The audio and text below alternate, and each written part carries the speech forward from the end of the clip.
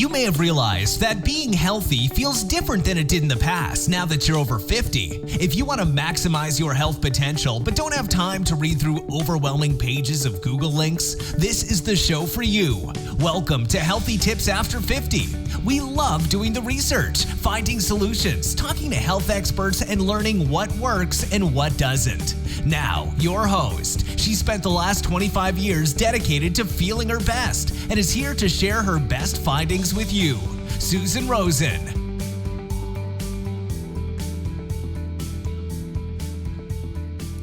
Hello, everyone. This is your host, Susan Rosen, and I wanted to come on real fast and just say that this podcast is a repeat of a podcast that I did last year on hip health. That's your hips.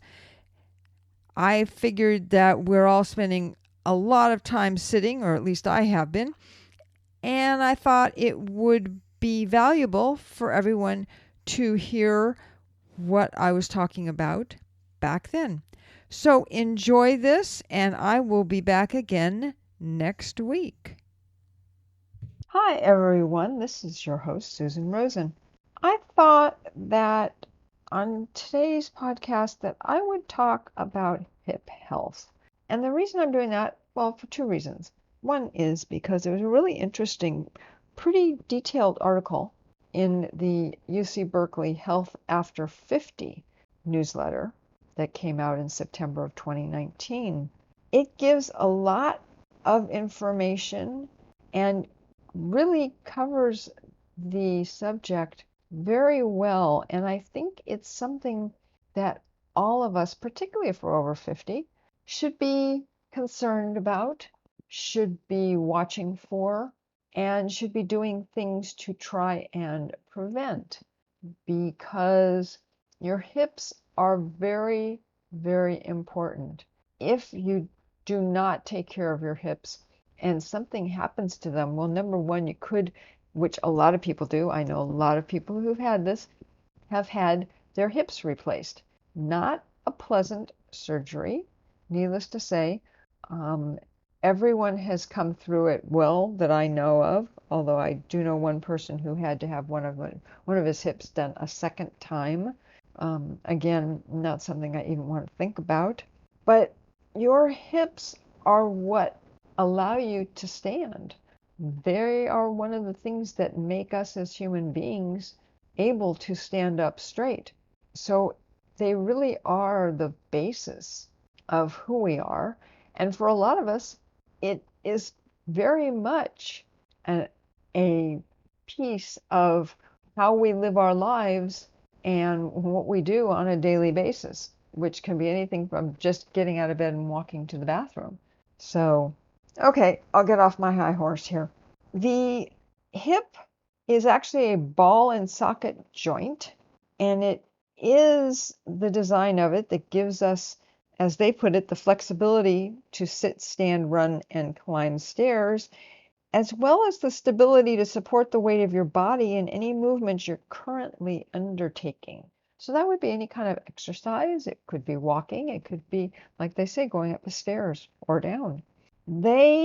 Our hips are major weight-bearing joints.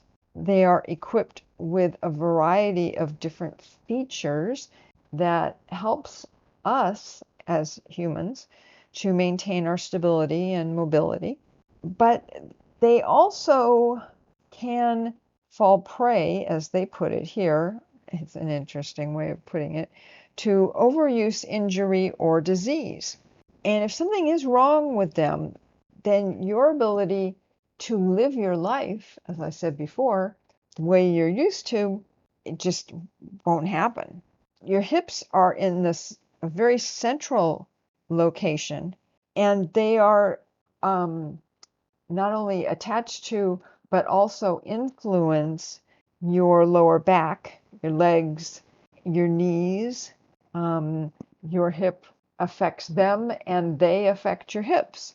So if you start to limp, that can affect your hip, or perhaps it's your hip that's creating the limp, and that's going to affect a lot of other joints. So it's all one big machine, really. So there are various things that can affect your hip. One is arthritis. And it turns out that osteoarthritis is the most common cause of hip pain in people who are over 55, which quite a few of us are, myself included. It is from wear and tear on the cartilage that lines the hip joint. And that is what causes the arthritis. So there's also something called inflammatory forms of arthritis, which you've probably heard of, rheumatoid arthritis, lupus, and another one I've never heard of called ankylosing spondylitis.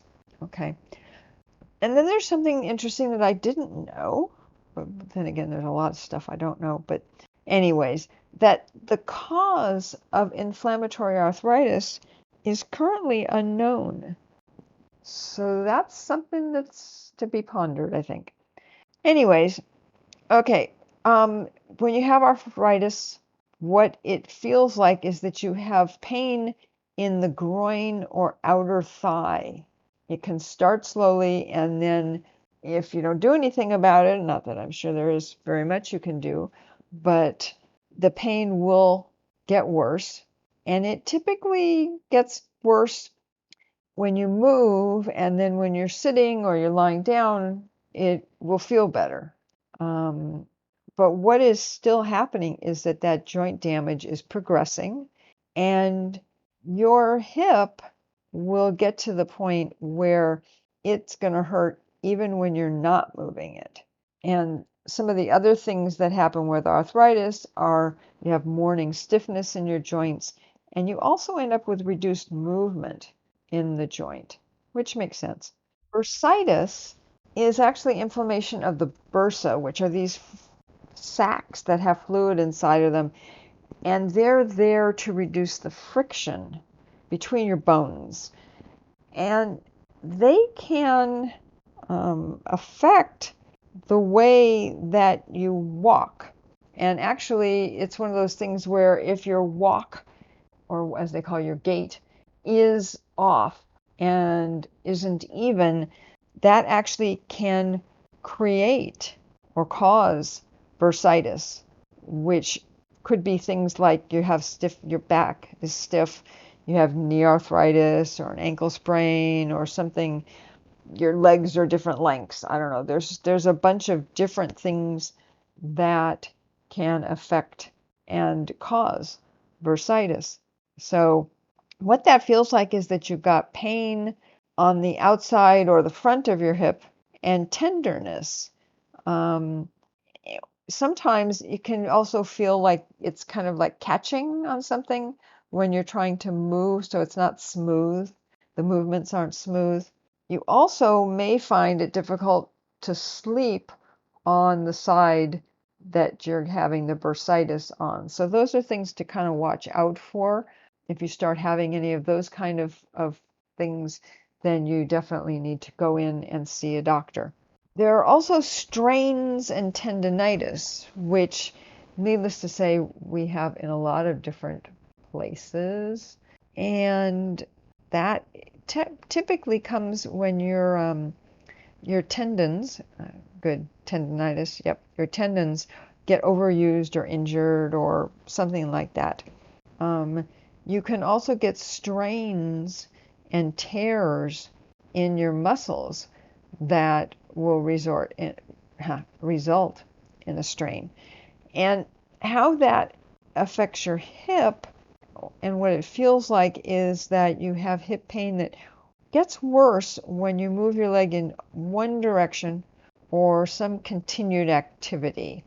I guess they say here that tendinitis can produce a snapping or clunking sound. I've never run across that, but I hope I don't. But that's good to know. Fractures are breaks in the upper thigh bone, and the bones can also become weak from a disease like osteoporosis, which I'm very well aware of because my mother had that. also known as fragile or brittle bones. And what happens a lot of times is that the bone just weakens, and the inside of it kind of just like gets very weak and doesn't hold the bone, and so the bone starts to break or crack. So, like they say here, with osteoporosis, sometimes the bones can break very easily from a fall or other injury. And actually, it's kind of interesting because sometimes what happens is that the bone is so weak that the bone breaks first and then the person falls. So you have to watch out for that. They're talking also here about an occult, that's with an OCC, hip fracture. That's one that's hidden, meaning that it doesn't appear on regular x-rays. And so it can be very easy to miss and very hard to diagnose. But anyways, fractures feel like sudden, severe pain along the front and side of your hip or your groin after a traumatic injury. And they say that if you're active, the pain can be worse. And also when you put weight onto or rotate the hip that's bothering you. Okay, so there's a couple more here to go through. I think it's really kind of interesting and good to know. You probably don't need to know all of this specific information, but it can be helpful. You never know when you might feel one of these things and you'll go, oh, wait a minute, I think I should know that. The next one is neuralgia paresthetica. I have definitely never heard of that one. It's the lateral femoral cutaneous nerve, which travels from your spine through your pelvis and upper thigh and supplies feeling to your thigh's skin. Wow. So it occurs when there's increased pressure on the nerve, and the compression can be caused by obesity, wearing tight clothes around that area, or scar tissue, which could be from a past surgery. And it's also more common in people with diabetes, which somehow doesn't really surprise me because they have a lot of nerve issues. So what it feels like is numbness, tingling, or burning pain over the upper outer thigh. Interesting. Okay, osteonecrosis has to do with the death of tissues, and in osteonecrosis, poor blood flow causes the affected part of the bone to die if it's left untreated, and so then the joint just is destroyed. I guess it can happen mostly in people who use corticosteroid drugs or overuse alcohol, for example. And it's less commonly associated with a fracture that cuts off blood supply. But what it feels like is if you've got pain in the groin, thigh, or buttocks, and depending, it's going to be where it is depends on the bones involved. But the pain may intensify when you put weight on the hip or you try and move it. So one more kind, which is called referred pain. And that pain is, as you can guess, when you feel it in a part of your body where it's not originating, and that's called referred pain. So for instance, hip pain isn't actually from the hip joint, and instead is coming from your knee or your lower back. Another example, or a couple of examples that they give, are herniated discs or a slipped vertebrae. You can also get it when you compress a nerve in your spine, which can then also cause pain in the hip. And they said also that hip and spine problems often coexist. And they found that there was a study, a study in the Archives of Physical Medicine and Rehabilitation, where nearly 54% of older people with chronic low back pain had at least one hip symptom. So, and that you're going to get with a lot of pins and needles kind of sensation. So the kind of things that they say that we should all do to protect our hips is to get physical activity, an adequate amount. This is not a surprise. 150 minutes a week of moderate intensity aerobic activity, like brisk walking, dancing, or housework, or 75 minutes a week of vigorous intensity activity. So that would be running, tennis, high intensity fitness classes. Or, of course, you can also combine them, and you can figure out the number of minutes a week to do that as well. They say to incorporate weight training, which is excellent, not just for your hips. All these things are as you know, very good for you in all areas of your health and your body. So they say to do muscle strengthening exercises at least twice a week. That's what you can read everywhere else as well. That the exercises should involve all major muscle groups. That makes sense. And what they're saying is another reason to do that, to use all of the muscle groups, is because if you have one muscle group that's a lot stronger than the opposing group, it can disrupt the joint's natural range of motion, and lead to injury.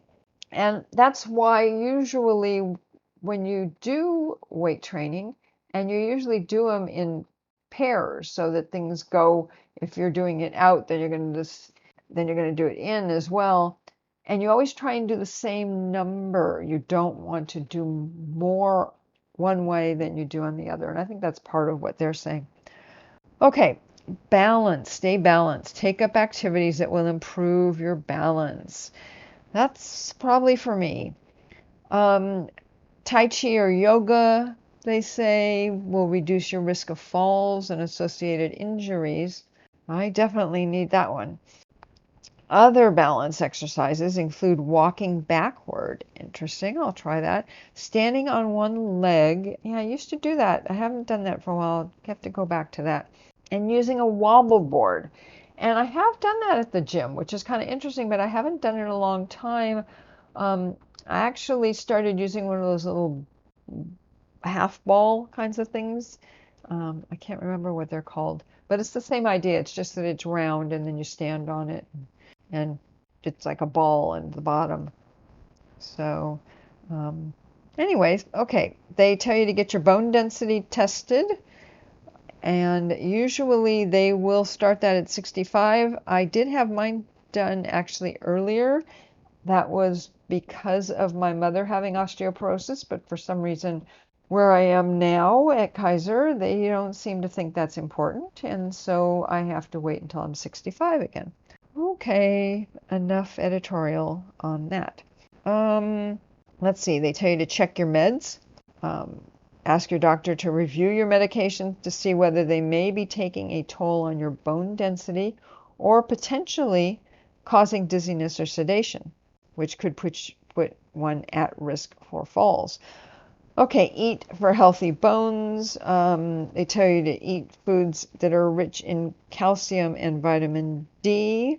I would cross off the calcium and say that are rich in minerals, because if you ask anyone, including a doctor, what your bones are made of, they'll say minerals. They're not going to say calcium because they know better. Why would we want to put just calcium into our bones to nourish them? Well, anyway, I'll get off my soapbox here. Okay, maintain a healthy weight. That's good. Limit alcohol use and don't smoke. And when they say limit alcohol use, they say don't do heavy drinking. One glass of wine a day is not what they're talking about. So that's it for the hips. A lot of times if you have a particular pain in a particular place and you mention it to a nurse or a doctor, they will know immediately where to look for that and where to start looking to see what the problem is. Please be sure and mention things like that to your doctors and nurses, because it's so important. Not to mention the fact that a hip replacement surgery is not a short surgery. getting better, the rehabilitation from it is not short, and it's not cheap. That is a very expensive surgery. So think about all of these things and watch to make sure that you're not out of alignment, and keep your hips for as long as you can. So that's it for today. And remember, I'm not a doctor, and whatever I talk about on this podcast should not be construed as medical advice. As I always say, would love it if people would leave me comments.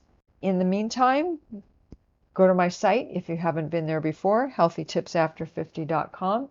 You can pick up a free PDF there on 10 things your grandmother got wrong, which have some pretty interesting tips in them. And I will look forward to talking to you all next time. This has been Healthy Tips After 50 with Susan Rosen. To stay on the cutting edge of the most effective health strategies, subscribe to this podcast and let us know what you thought of the show with a comment or like on iTunes. Visit healthytipsafter50.com for this episode's show notes, more resources, and free offers.